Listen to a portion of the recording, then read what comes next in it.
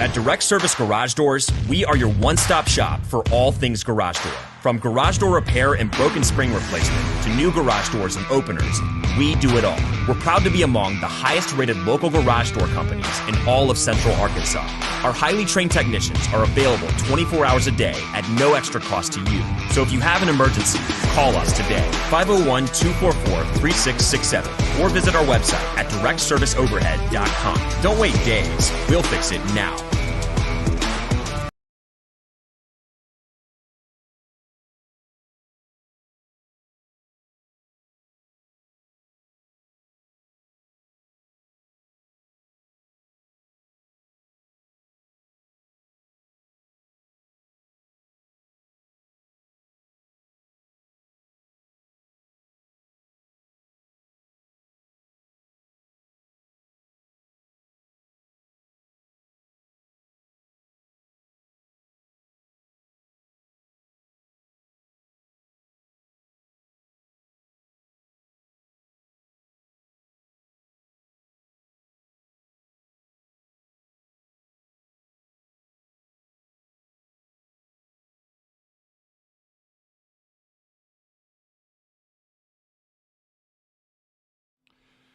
All right, everybody, happy Friday. Let's do this.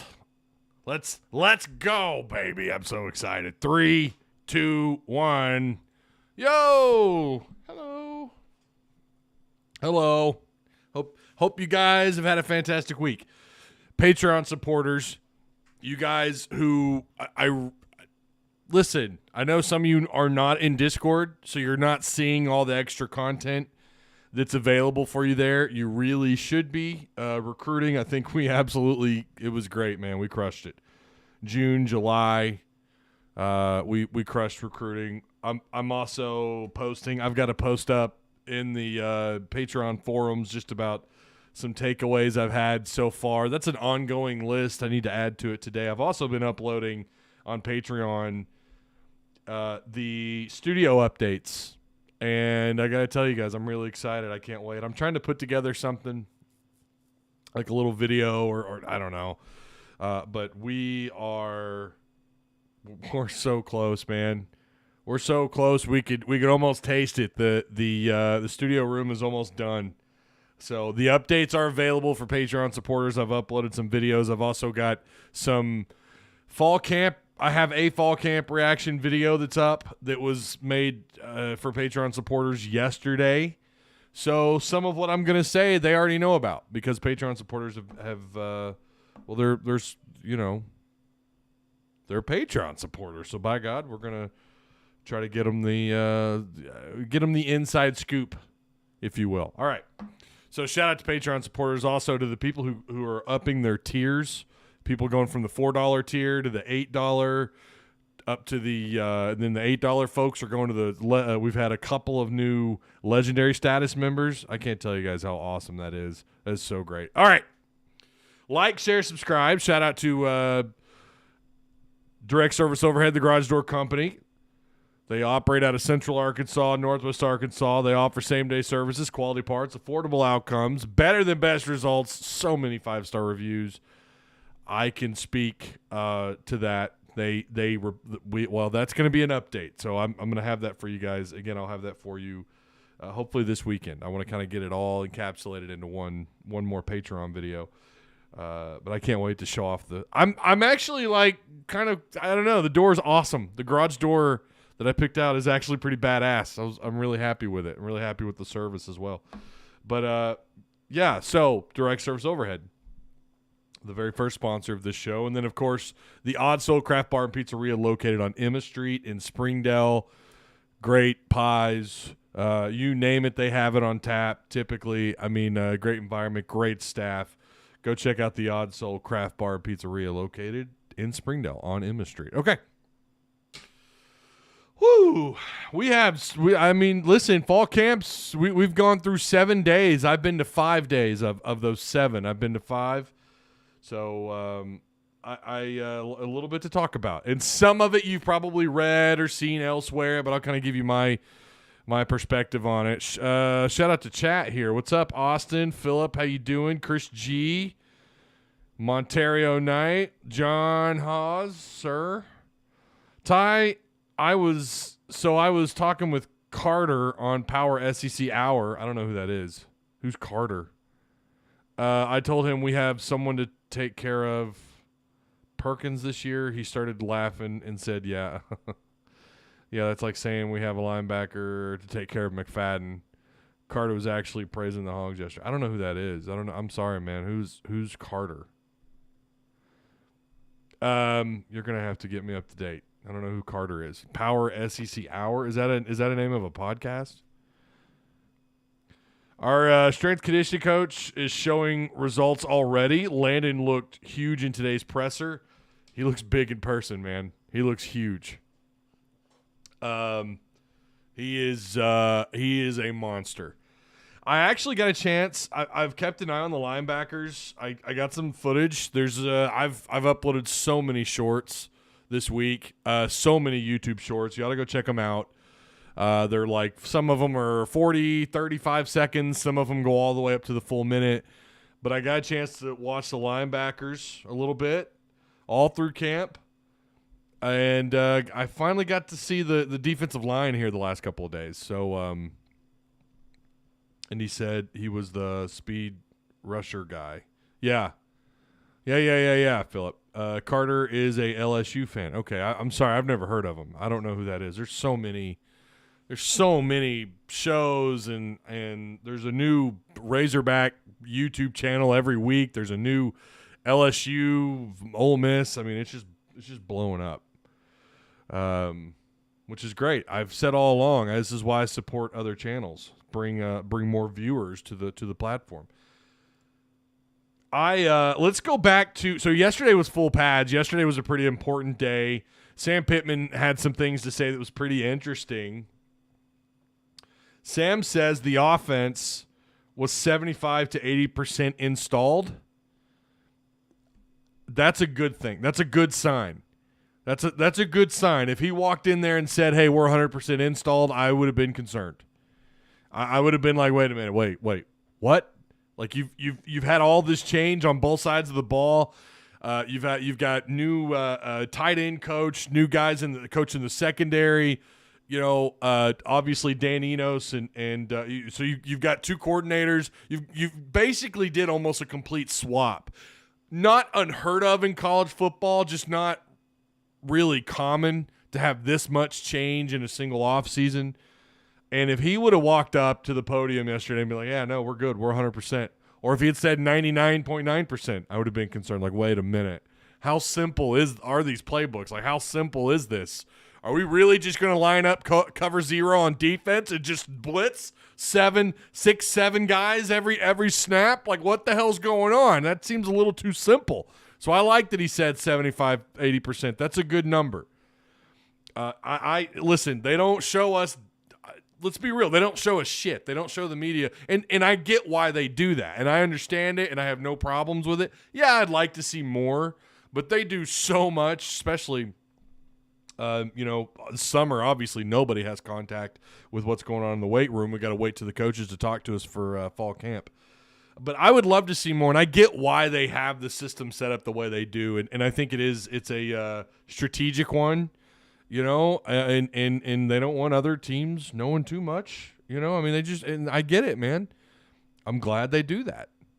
I think I think that is probably something I wasn't doing.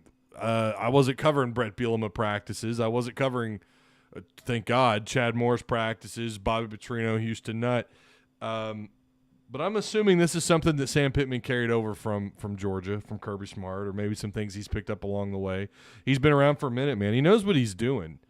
We can sit here and argue about what the final product looks like, but he has shown us, and this is why I think they deserve the benefit of the doubt. I saw where the coaches poll left them completely out of the top 25. Not shocking, considering they just went 6-6 and they won their bowl game, beating Kansas despite having like how many starters played in that bowl game? Like 7 or maybe 9 starters or something.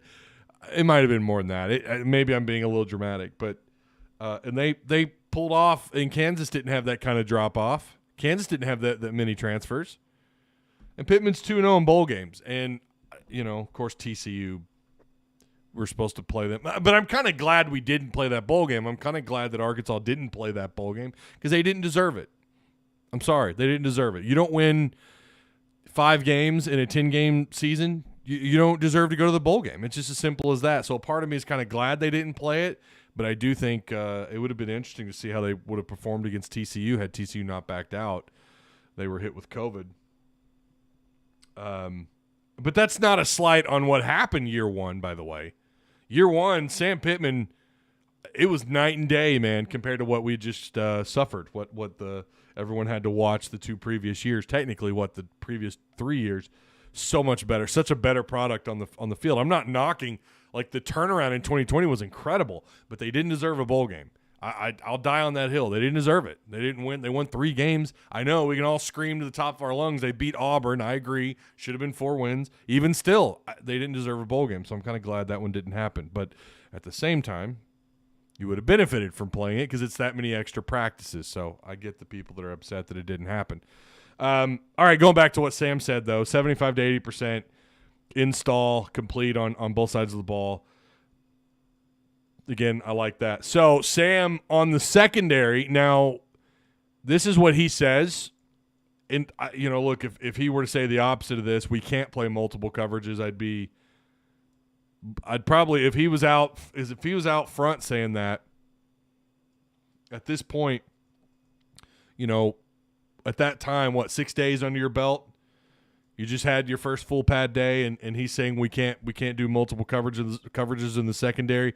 I'd be like, oh, shit. Like, this just got real. But he claims they can. He says secondary can play multiple coverages. Okay. There is a real possibility. I've kind of wondered what they were going to do with Snacks. I've kind of wondered if this guy wasn't going to end up, if Lorando wasn't going to end up playing somewhere else. And I've said, and when I left him off a corner list a little while back as far as starters, it was because I had a feeling they're going to move this guy to the hog, which is the nickel, and that's what's going on. I think I even said at one point they might move him to safety.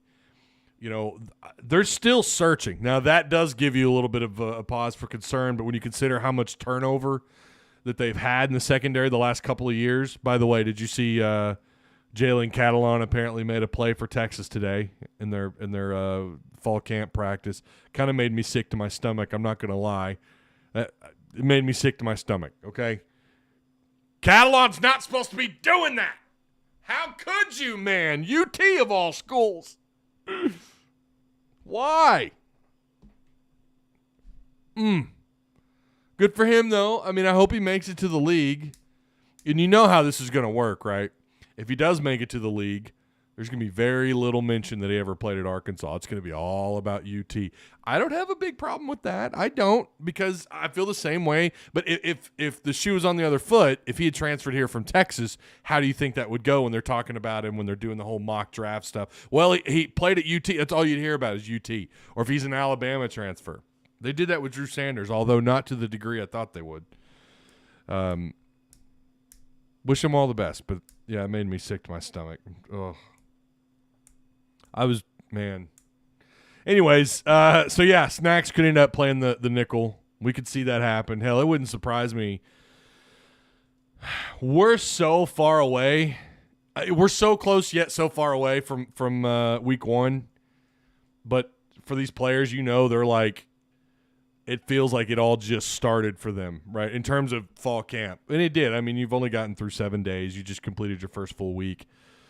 So who knows what they're going to look like in the secondary for week 1 when they travel down to Little Rock. Who knows? Sam believes they have 4 corners they can win with. That's what he told the media yesterday. Okay. I mean, that's what he's saying. That's what he says. I'm going to be real with you. There's been some guys that have shined. So here we go. We've gotten Pittman's side of it out of the way. Let me give you what I've seen. Pittman obviously is the guy with the master plan. He sees it all. He watches film. Is there maybe a little bit of coach speak in his interviews? Maybe a little. I mean, I think he does feel pretty confident about what's going on in the secondary. If he's saying that they're 4 corners deep, then, but I will say we had this same discussion multiple times last year coming out of spring camp when he said that they were too deep at every spot in the secondary, and that turned out to not be the case. Part of that is, again, I don't think Sam was lying. I think he really felt pretty good about what was going on. And yeah, injuries did happen, and that's stuff he can't see. That's stuff that Sam cannot see, and I'm not faulting him for that at all. But what ended up happening was Arkansas had arguably the worst secondary in school history. I mean, they were bad. And then he changed his tune, though, right? Remember, coming, I think if I remember right, coming out of fall camp, he said, I just hope we have enough guys to line up in the secondary. That's not verbatim. That's not a direct quote. It was something along those lines.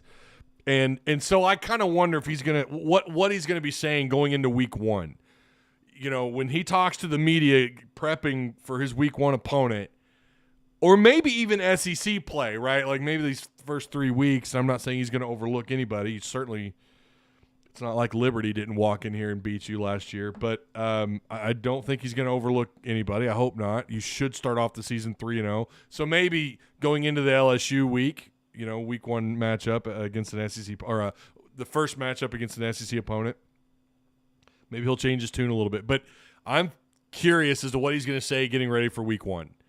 I'm curious what's on Sam's mind as far as the secondary, because I don't know that they're 4 deep at corner. I just don't. Snacks. I mean, I just haven't been. I'm going to be real. I haven't been that impressed. I just haven't. He's had moments. Now I'm also going to say I wasn't there. What was that, Saturday, when apparently the secondary had a really good day, and I think he was a big part of that. I know that there was a video uploaded somewhere of him jumping really far up into the air to deflect a pass. And I have seen the secondary make some good plays. I have seen some guys kind of step up. And I also want to remind you guys, this is just my take so far.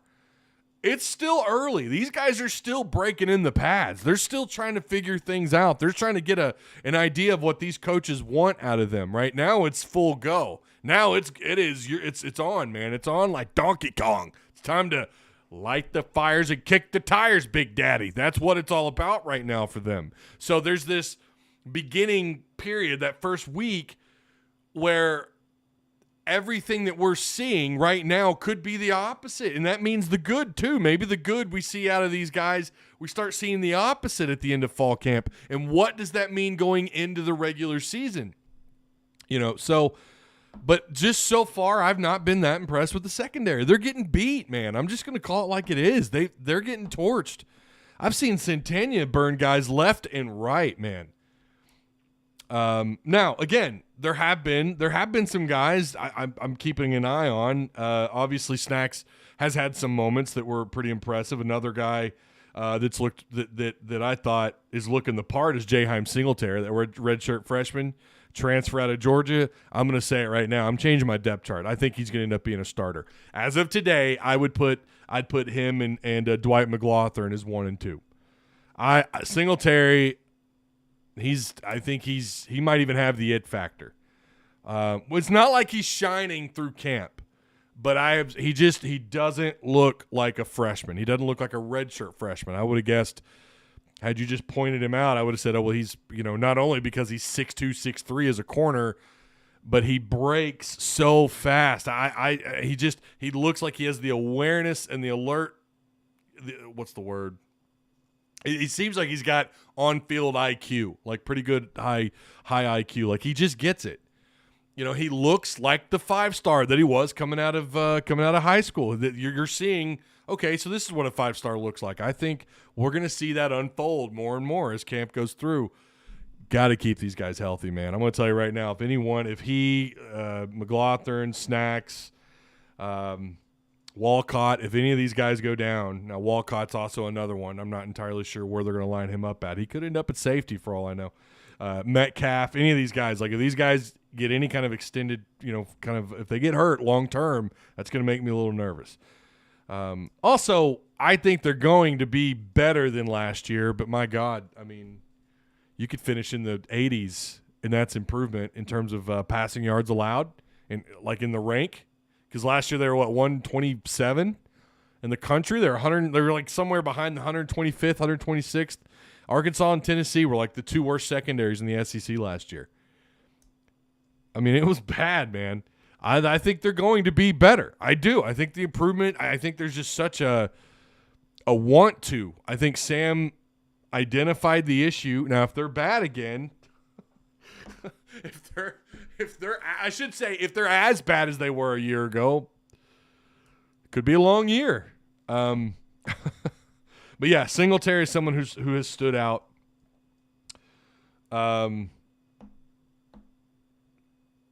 Christian Ford has gotten in the mix a little bit, the freshman out of Texas. He's gotten in the mix a little bit. I think he could end up, I'm not saying he's going to be a starter or even a second-team guy, but he could find himself, if Arkansas's blowing somebody out or if they're getting blown out, I could see him maybe getting on the field eventually, like in a late fourth quarter situation. Maybe. We'll see. 6 foot, 6'1", 6 foot, 185 pounds. He got in the mix early in camp. He had a couple. I think he had a couple of good plays, actually. A couple of good moments. Okay. Scrolling down here looking at. So we kind of went on about the secondary. What else we got?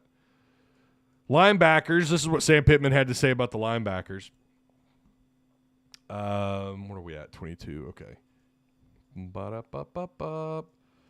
Sam likes Brad Spence a lot. Now, I haven't kept a real good eye on the linebackers. I haven't kept a real good eye on Brad Spence or anyone. Like I said, today was really today and yesterday to a degree I got to see a little bit.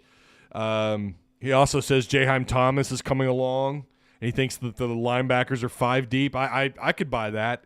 I've said since spring, man, or even before spring, I really like what's going on. I really like what's going on at linebacker for them. I mean, and hearing about Brad Spence, hearing his name, hearing him getting brought up is not a shock. It's not a shock. I do think they probably are. I would have guessed 4 to 5 deep. I'm trying to pull up my linebacker list here. Yeah, so you've got Greer, Jaheim Thomas, Carson Dean, Alex Sanford. I got a good eye of him. Actually, I've got him on film. On that short, if you watch that YouTube short, Sanford is the first guy on the screen. Pretty aggressive guy. Christopher Paul, Jordan Crook, Manny Powell. And I've been bragging on Jordan Crook since last year, and I don't know that he's really fallen off for me. I think they are. I think they're 4 to 5 deep. Maybe they could pull up another guy. Maybe someone like Sanford, Carson Dean, maybe can kind of make a splash. But I think the linebacker situation, it's going to be interesting because you're gonna have essentially 6 guys in the box at all times, most of the time. Now, Deke Adams said today they do have some 3 front formations that they're going to work with. But you're going to have primarily 2 linebackers on the field. More than likely, it's going to be Greer and Christopher Paul. Maybe you'll have Jordan Crook kind of sprinkled in there. We went over that on a depth chart video that we did a couple of weeks back, but I like what's happening at linebacker, man. I really am. I think that between that and the defensive line, those are 2 areas. I mean, you only have so many on defense, right? You've got 3. You got the defensive line, linebackers, and the secondary. But I think that the linebackers and the defensive line are the areas on the field on defense where the most improvement has happened. If that makes any sense in terms of just getting quality depth, because what does quality depth? What's it do, baby? It matters. That's what it does. It does at the same time. I am excited about what's happening on the defensive line too, man. Cam Ball, that was another guy that they talked about today. Cam Ball shining. Torrin Carter, Anthony Booker is such a large human being. Oh my God, man. They've got guys that look SEC in the second and third string. This might be the deepest they have been on the defensive line in I don't know how long. So when you combine that with what we believe to be quality depth at linebacker, I don't know what's going on with safety. I'm telling you guys, I'm still not outside of Hudson Clark. And who knows how Hudson performs in this defense, by the way. He's only had his best moments when Barry Odom was coaching. Say what you want about him at corner, and I'll agree, but he shined at safety last year, and that was it's going to be a different look we don't know how the secondary is going to adjust. I think that's going to be a position through fall camp. I think it's going to get a lot of focus. I really do. Oh, we got a super chat here. $2 super chat, 55 watching, only 9 likes. Yeah, hit the like button. What are we doing? What's up, T-Dub? How you doing, man? It's that time of year, baby. That time of year. I have no update on Renfro. I've had people ask me, but I don't know. I haven't heard anything. Ty, can you talk to whoever does the interviews to free out the sound? So I quit uploading the videos. I am there on their Zoom calls with the coaches and the players. I do download them, but it's too much of a hassle to throw it in my video editing software and then to blast the volume and then to have to turn around and upload that. It takes too long, so I just quit doing it. I do have one that's uploaded. Anything else, if I download it from the Zoom call, I'm only going to use for like either live shows where I can blast the sound more. Yeah, I don't know what's going on with that this year, but it's just kind of part of the process. Hopefully they'll get it fixed as the season unfolds or as fall camp unfolds, I should say. So anyways, defensive line, Landon Jackson, you guys, if he stays healthy, I really believe that this is a guy that has potential to be in the discussion of an early round draft pick. I believe that. I think that he could be that. He could be that star. He's at least a star potential. Long frame, long arms, big hands. He's got a little bit of power. I've been pretty. I mean, you saw him. He talked to the media today. He just looks the part, man. He's a long guy. Now, I hope he could stay on the field long enough in terms of just stamina, right? I hope he's not having to sub out a lot. If he could stay on the field, do his thing, I think he could have a really special year, man. And if that happens, it's gonna be a good year, at least for the front six. The back end of the defense is gonna have to figure itself out. But Landon Jackson, and this again. This is only so much from fall camp. I'm not saying that because I'm seeing him. I did see him today in Fastball. Moved right past the left tackle. Moved right past him. Or no. I'm trying to remember how that went out. I think he was lined up on the right. So he got past. He looked good. And I've seen him do that a couple times in fall camp where he looks swifter than he should be for his size. And I don't remember who was manned up on. I wish I could. I don't remember who that was or who that would have been. But it was pretty impressive. It was an impressive move. I've seen him do that in fall camp. I saw him do it a little bit in spring camp. I think he's got a really high ceiling. I'm really excited about him. I'd say if anyone on the defense I think has maybe the highest potential, I think it's probably him. At least of the guys that are draft eligible. Now, Christopher Pupal, I think, was made the most of every second that he got last year. I'm big on Christopher Pupal. I'm big on Pupal, man. Dwight McLaughlin has a high ceiling. I think I've seen some people. I swear an outlet somewhere had him in like the 4th round. It might have been a fan. I don't remember. It might have been a fan Twitter site, but I swear I saw him. PFF likes him. If I remember that right. Marcus Reedy, hey, welcome. I don't know what is that. Oh, so that's your first. See, and I can react to these now. Look at that. Marcus Reedy with a $2 super chat. Appreciate that, man. Yeah, that's your first super chat. There you go. Make sure you guys like, share, and subscribe, please. You think KJ will get a first-round projection? Really surprised he wasn't last year? No, I don't. Right now, I don't. I mean, anything can happen during the season. No, I wasn't surprised he didn't get one last year. Now, am I surprised he didn't get a higher, like a 4th, 5th round? Yeah. What was his projection last year? Wasn't it like a 7th or not drafted? Wasn't it not draft? Not draft someone who wouldn't get drafted? Yeah, but I'd say right now, no. We'll talk halfway through the year. We'll get back to that halfway through the year. Johnny Jones says they saying the defensive line looking like grown men. I'm telling you, dude, they're all their depth. They all look huge, including the defensive ends. They look like SEC defensive linemen. I'm telling you, man. I don't know. They're 5 deep. I've been saying this going back to spring. I think they're going to be 5 deep in the interior with the 2 defensive tackles because that's how they're going to line up. They're going to line up with 2 interior defensive linemen and an end on each side. It's going to look kind of like it's going to be a 4-2 front. You're going to have 6 guys in the box with the hog roaming around, maybe a safety kind of playing up near the box. Just from what I've seen through Fastball. I'm excited about Tryon Jeffcoat. I think he's going to be a contributor. John Morgan. Jashad Stewart, who's had some pretty good moments. Or since he's been a Razorback, he's had. But I don't know that he's not someone that I'm going to scream and holler about right now, but he's going to contribute. And then Zach Williams, who I've never, I don't know. I hope he has that senior season where he just explodes. So what else does Sam say? So we went over the front 7 there. He talked about, so he was asked about Samuel Bakke. And I am really happy, and I think it was Trey Biddy that asked about Samuel Bakke. And what he said couldn't be more accurate, which was, it seems like every time we look up, no one's talking about Bakke. And yet he's making plays. Number 11 is making plays. He did this he's done this all through fall camp. He did it in spring. No one is talking about this guy because we're all excited about the new thing.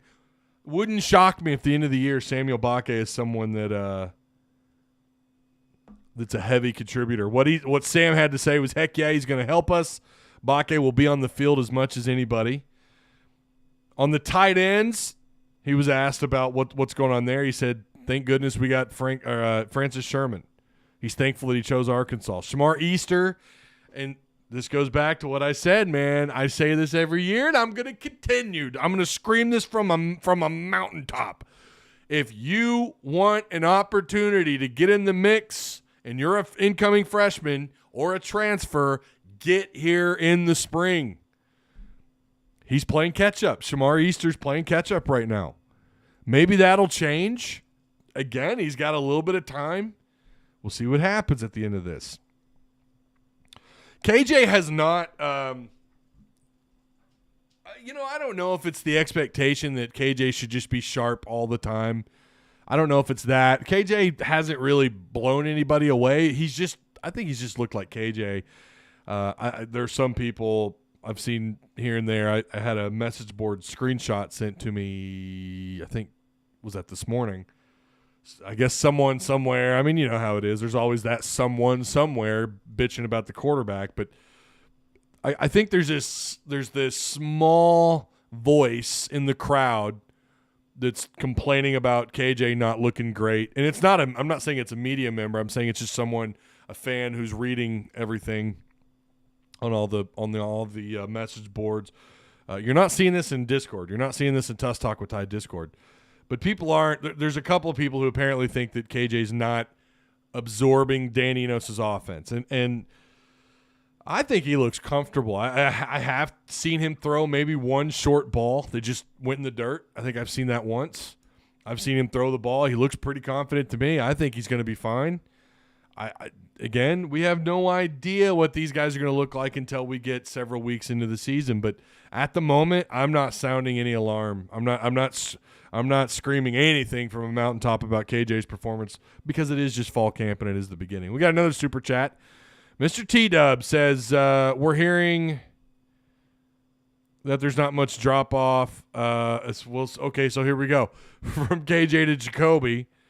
Can you verify this? Oh, and Matt freaking Landers making the Hog proud in the NFL. Yeah, did you see that? He had one catch for 30-something yards last night and a touchdown, but it was nice. He showed off that 4.37 speed.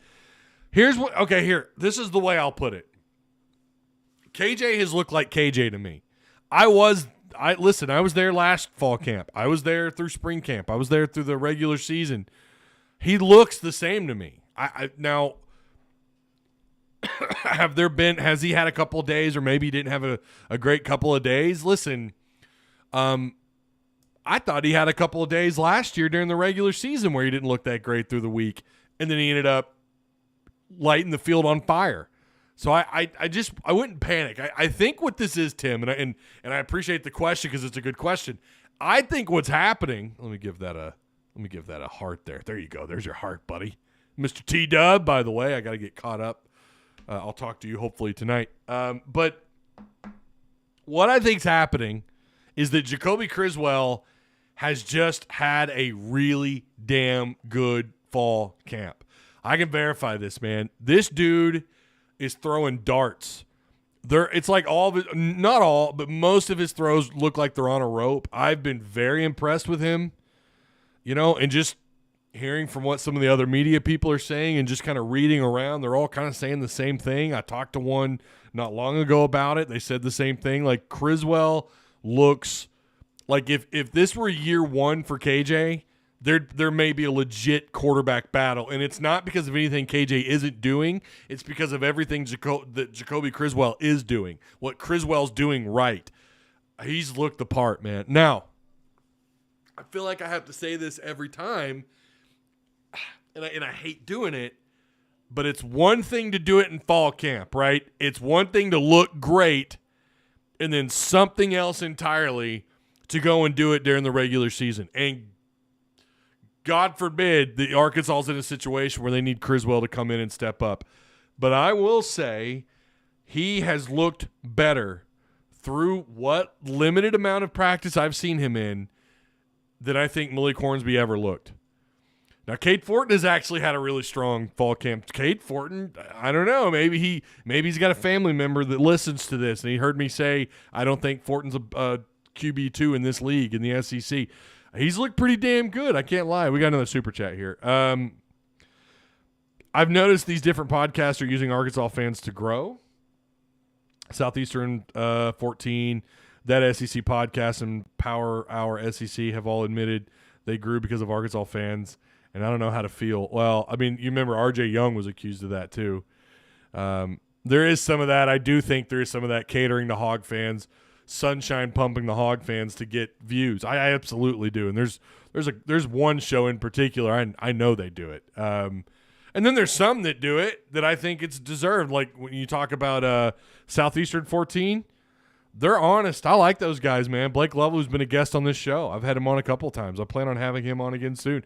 They tell it like it is. That to me is probably one of the best SEC YouTube channels on YouTube. I don't think they're catering.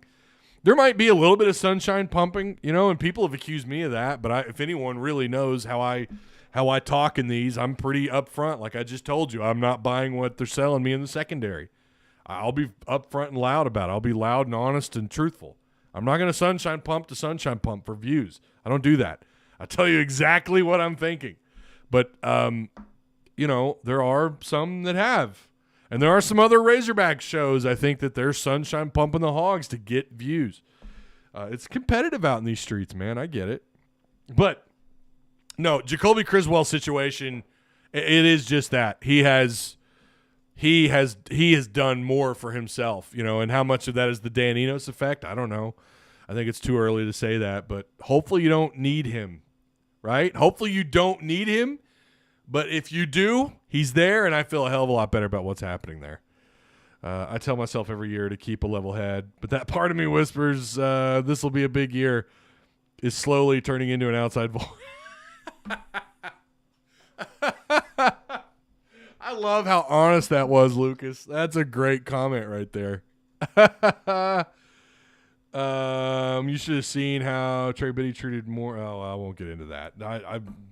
I think Biddy. You watch his walk and talks. He's pretty honest. He's pretty honest. I won't get into the other stuff. I think Biddy's just really good at what he does. I think he was hopeful for Chad Morris, but so was I. I was very hopeful for Chad. And when he was good, when we saw some good, I bragged. I said, oh, here we go. Maybe this is the future. He who shall not be named. Biddy is as honest as you, man. I really hope that is not, Johnny, I hope that's not what I think you mean there. Are you? I'm assuming you're being sincere. Tie equals sunshine bumper. I have certainly been accused of that.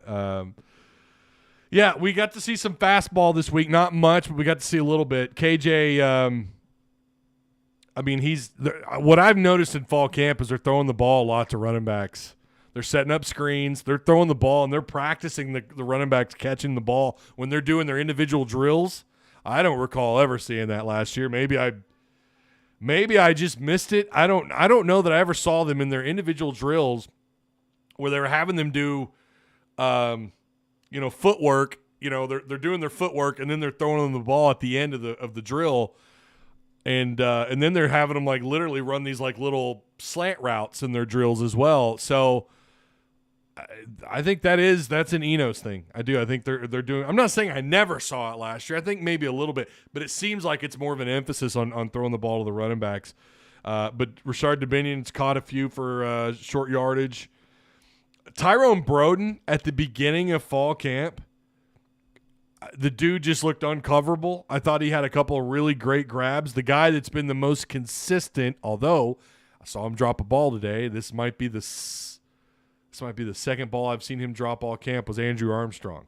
But he has been he's had a really good fall camp. Andrew Armstrong. Tesla is a freak. I know they've talked about him. Strength coach talked about him. The guy looks like a linebacker playing receiver, and he looks quick. I hope he hasn't sacrificed with the muscle gain that he's had since getting on campus at Arkansas. And it's not like he was small where he came from either, but I hope he hasn't sacrificed a little bit of the athleticism for the muscle gain, but I don't think so, man. I've seen that guy make some great grabs. He's not afraid to sacrifice his body. He's got a very wide catch radius.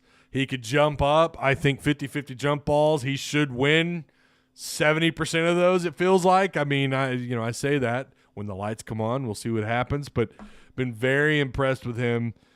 Let's see, Jefferson. I've got notes here from the – yeah, I mean, here's another completion. This was during fastball yesterday. He completed a 10-yard throw to Dubinion. He completed a short gain throw to Dubinion on the first snap on fastball. Jefferson throws an incomplete pass or an incomplete attempt. Jalen Braxton jumped on the route, yeah, and he almost went 6. He would have gone yard. I don't remember who the intended target was on that throw. Jefferson with a completed pass to Bryce Stevens. Hudson Clark was in coverage along with, I don't know who the other DB was. I didn't get who it was, but it was approximately, it was I think it was like a 25-yard grab. Jacoby Criswell looked really good in fastball. He was something like, not fastball, I'm sorry. This wasn't fastball. This was a drill where they have 3 receivers versus 3 corners. I think every once in a while you'll see a linebacker roaming around, but they like to do just basically like one-on-ones, but they'll have 3 receivers kind of run these little routes. This is where Armstrong has been dominant, him and Tesla, Centennia. Singleton did really well. I have him down for 5 for 5 on those routes, on those quick routes. That's not fastball, that's quick routes. Again, here it is. Singleton, I noted, check down throw to A.J. Green, 7-yard gain. I'm telling you, they're targeting running backs more and more. Kind of reminds me a little bit of the Ram offense, the greatest show on turf. They threw the ball to Marshall Faulk 10 times a game. So, yeah, these guys have, and I talked about this on Patreon with the Patreon video that I uploaded yesterday. It's on the Patreon / Tuss Talk with Ty page. It's not here. It's not a private. It's just you go to that page. You go to my Patreon page. It's there. It's like a little quick 2-minute video. But I talked about Criswell. I think I mentioned Criswell just tearing it up, man. He's looked great. Centennia, every time they throw to him, he's 2 steps in front of the defensive back. And I want to say R.J. Johnson was one of them that was trying to defend him, and he couldn't do it. So, yeah, that's kind of where we're at right now with the update. They didn't do a whole lot today because, they've got the scrimmage tomorrow. I have the time somewhere. This is closed off to everybody. Nobody can see this. Fans, media, no one's going to have access to it, but Sam will talk. I should just pull it up. I should just pull up the email. I want to say 12:45 is when he's going to talk to the media. So you should have some updates on what happened. Excuse me, boy. Been drinking this carbonated Pepsi Zero and it's coming back up, but it's so good though.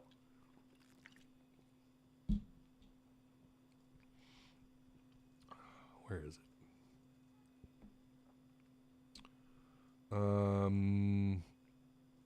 Yeah, Saturday, Scrimmage. So this is Scrimmage 1. It's closed. Sam's going to talk to the media at 12:45. So by 1:30, you'll start seeing the videos upload. I haven't decided if I'm going to do I don't like doing reaction videos if I haven't seen. I like to do reaction to action, right? Like I get to see something. Just reacting to what Sam says, I might save that for a Monday show. We'll see. The content right now, it's a lot of shorts. That's probably how it's going to be until we get ready for week 1. I'm trying to get you guys at least 1 live, maybe 2 a week if I can do it. It's been crazy. It's been so crazy around here, but I'm so excited. I cannot tell you all the stuff that's been going on around here. Don't jinx it. Don't jinx what? Ty pumps the sunshine with the brightness of a black hole. I don't know about that, man. I don't know about that. It's not that. I'm not that dark with it. I mean, don't get me wrong. I get excited. I'm knocking on wood for all of us. There you go. We need someone to do it. What did I supposedly jinx here? If Jefferson don't look better than Allen and Eno's system, then we have problems. Johnny, that is kind of a crazy thing to say, though. Do you? And I appreciate, you're a heavy commenter on these lives. And I appreciate that, but you know what they did in 2015? Johnny, they killed it. That was one of the best offenses that have ever been on the field in Arkansas history. So to say that KJ's got to live up to that, man, I don't know. I mean, 6,000 total yards of offense that year. And Brandon crushed it. Now, he had help, obviously. It's nice with the kind of weapons he had around him and what he had in the backfield. It's similar, and I'm not going to lie to you. KJ, when you've got Rocket and A.J. Green and all these options at tight end has looked really good. By the way, Varkey's Gums, I finally got to see him catch a ball in was that in Fastball? I've seen him in individual team drills. I've seen him catch a little bit, but I saw him today. I think it was during Fastball he caught a ball. Yeah, it was. It was from was it Cade Fortin maybe? But he caught one today, and he was wide open. He blew right past whoever was covering him.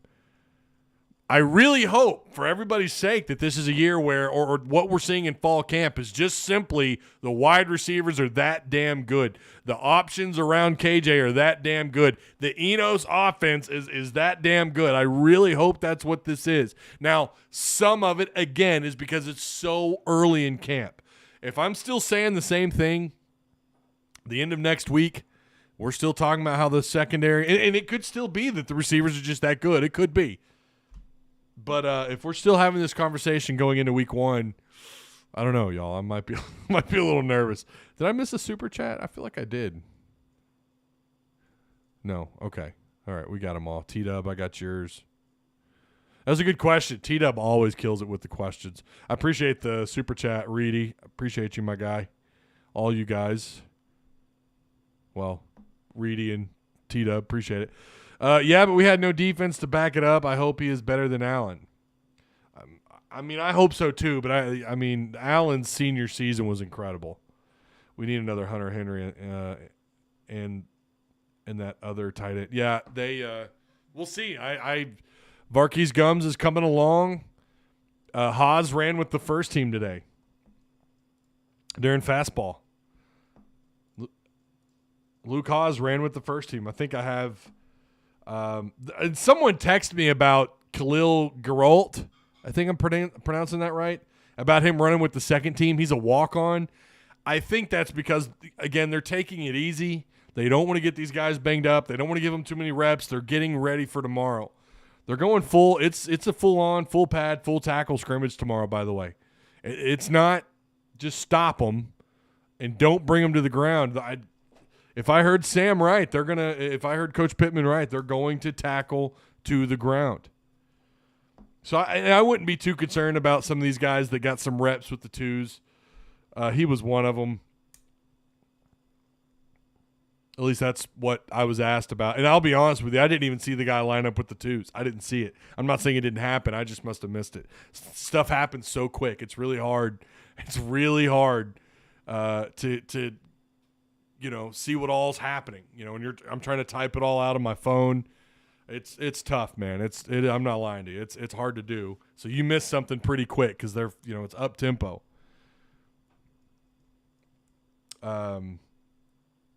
So yeah, I think I'm pronouncing that Khalil Geralt or Geralt.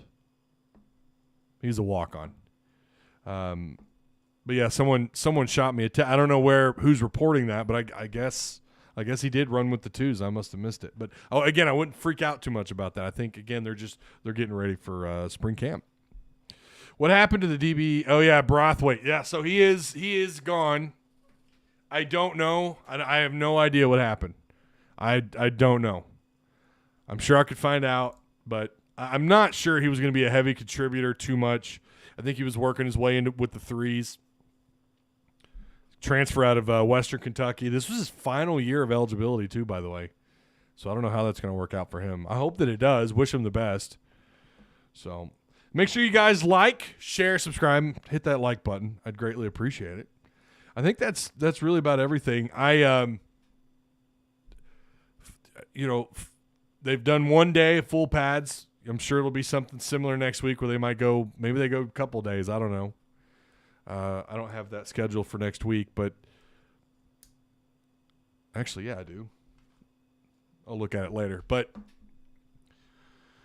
the most important thing is they got to stay healthy. They need to stay healthy all through fall camp. That's what matters the most. Obviously, the install and these guys getting used to their positions. You're going to see some position changes. You're going to see guys trying to mesh well together with one another. All that matters, but what matters the most is getting out of fall camp healthy.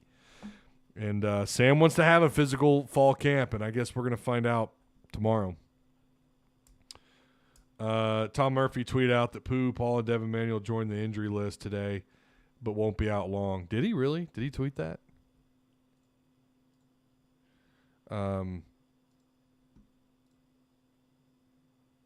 Yeah. So that's going to do it.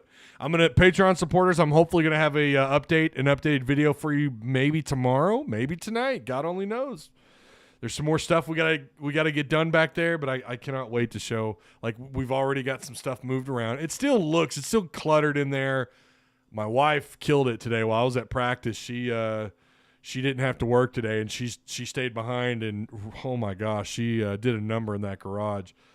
So, future studio, by the way, for those of you who are just now figuring out what I'm talking about with that. But yeah, I'm gonna upload some more Patreon stuff on Patreon, not in Discord, but on the actual Patreon, the Tuss Talk with Ty Patreon page. So make sure you go check that out.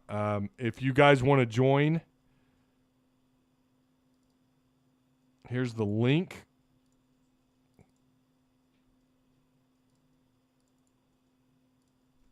There you go. There's the link if you want to join Patreon. There's going to be more stuff uploaded. I'm going to have more reactions to fall camp. Patreon supporters my goal is to try and get you guys something ahead of time. It's obviously not going to be every day I go to camp, but I might upload maybe once next week, maybe twice, just kind of get you caught up on what I'm seeing through fall camp. So yeah, again, make sure you like on your way out, hit the like button, subscribe if you're new here, share the content, and I'll see you guys next week. Have a good weekend. Be safe. Try to stay cool. That's easier said than done this time of year. But I'll see you guys next week.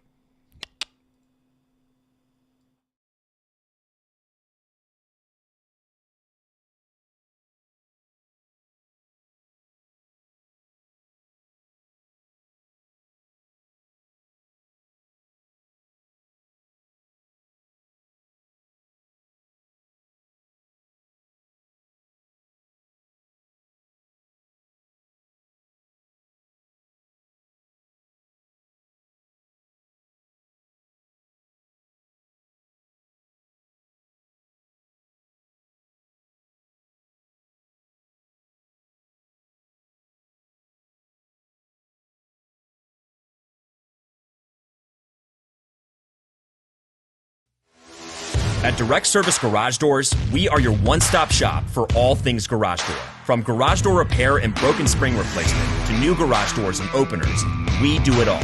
We're proud to be among the highest-rated local garage door companies in all of Central Arkansas.